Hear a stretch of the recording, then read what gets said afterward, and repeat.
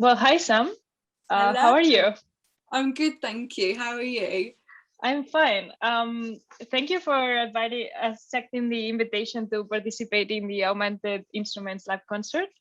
Sam is a sound artist from Leicester.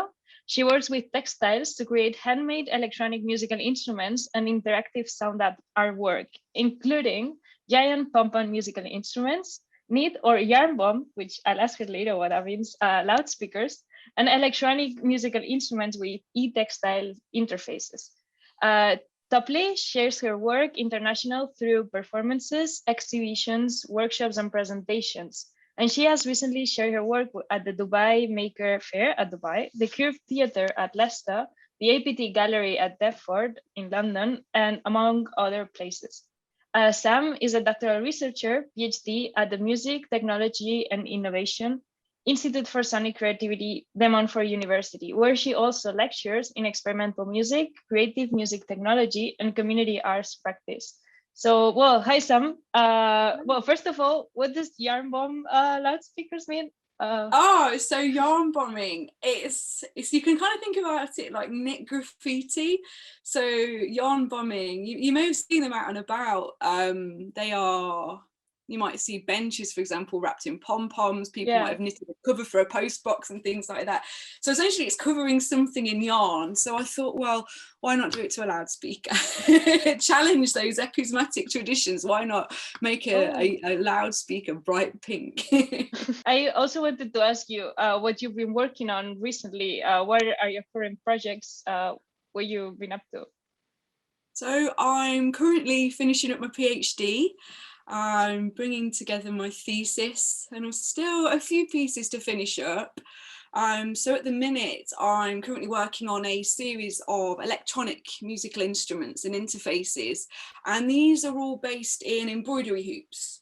And the two demo pieces that you'll see tonight, they're a part of this study. I wanted to chat about some aspects of your work. I prepared some questions I'm very excited about. So the first of them is a practical question, I guess. It is something that I'm curious about your work. When you design a musical instrument, when you build it, how do you do the sound design for them? And how do the textile materials influence that sound design? So I'm curious about how is that process in which you build the instrument, if you like, for example, like touch it, how you relate with the instrument while you're building it. And as I see them, these needling or knitting practices can be very introspective as other sorts of manual activities. And I want to know about your experience interacting with the textile while you're building it and how it influences the sound design that ends up embedded in the instrument. Yeah. Yes, absolutely. I mean, I think there is something really introspective and almost soothing about the process of making, particularly with the textile crafts, but as well, I find with activities like soldering, and I am very drawn to these kind of repetitive and somewhat mindful processes as an artist. Now, I'm currently exploring a craft-focused approach to electronic musical instrument building, and this is where DIY textile craft materials, processes, aesthetics are all at the forefront of the activities. And with this, I'm essentially asking, well, what happens? So in itself, it's quite a reflective practice, and my methods of creative production certainly allow for that. So yeah, with regards to my process, the textile element or means of interaction with the handmade object often comes first. So I'm led by an idea related to the material, its form, or the process of making the object, and then this guides the music in some way. It's rare I have a preconceived idea of how the instrument or the piece should sound before making, which is perhaps quite a strange perspective considering my background as a musician. So with the pieces that produce digital music, there's like the pink and orange punch needle study.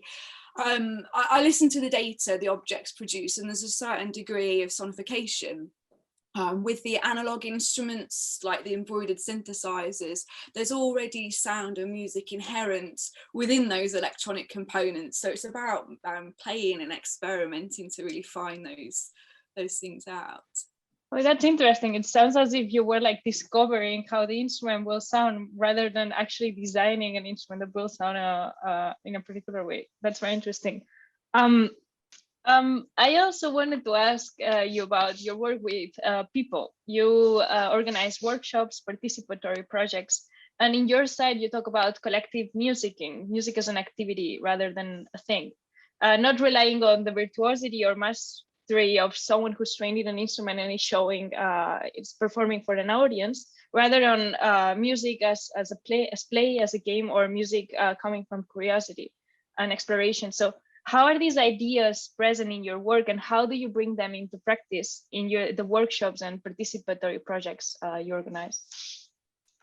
Yeah, so I'm very drawn to working with people, and I feel that this comes from being involved in community music and youth orchestras as a child, and then also playing in punk bands as a teenager until, well, now still. And for me, making music with other people, it's a way of connecting. It's creative, it's non-verbal, it's a means of expression, it's an outlet, it's an escape to another place.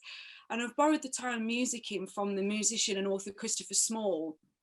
And for me, it's about the act of getting together to make music, and this act being of equal, if not more, importance to the music itself.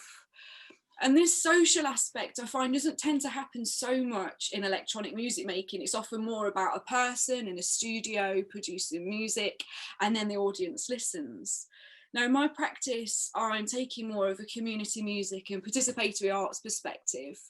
And through making and playing together in workshops, I'm exploring how social music making experiences can be facilitated with DIY electronic musical instruments, but without bias to prior experience or formal music or technology education. And this all often happens in alternative spaces or community spaces, usually with an audience who perhaps wouldn't consider themselves or call themselves musicians. Now, I run a lot of workshops, and these workshops vary. Sometimes it's about the shared process of devising work, where we use a craft-focused framework, such as yarn bombing, like the knit graffiti, to make interactive, often site-specific sound installation work. Now, other workshops like the Noisy Pom-Poms workshop around intersections this year, this focuses on the idea of using DIY craft as an empowering activity to engage with technology and to facilitate music making. So being craft focused, along with many other kinds of DIY activities, it allows for a sense of empowerment, ownership, pride, and being a part of something bigger, rather than thinking like, oh dear, I'm not very good at this, I can't do it, and perceiving virtuosity as a barrier to creative expression.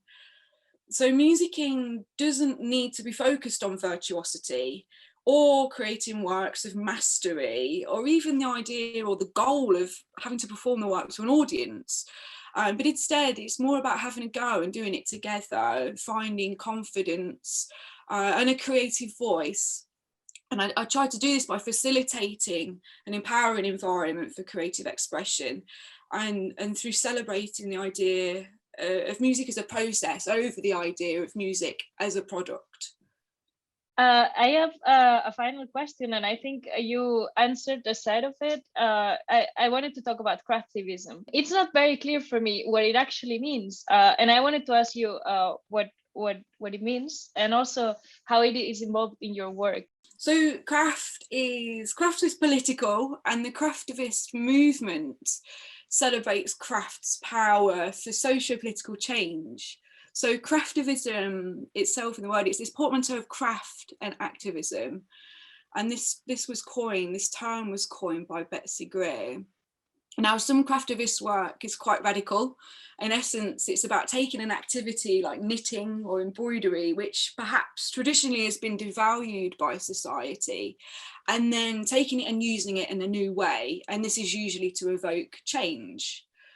So for me as a craftivist, I am using DIY textile handcrafts as a vehicle to engage with electronic music, experimental music, music technology, and many other ideas, and the availability of electronic or e-textile material, electronic textile material, really allows this to happen.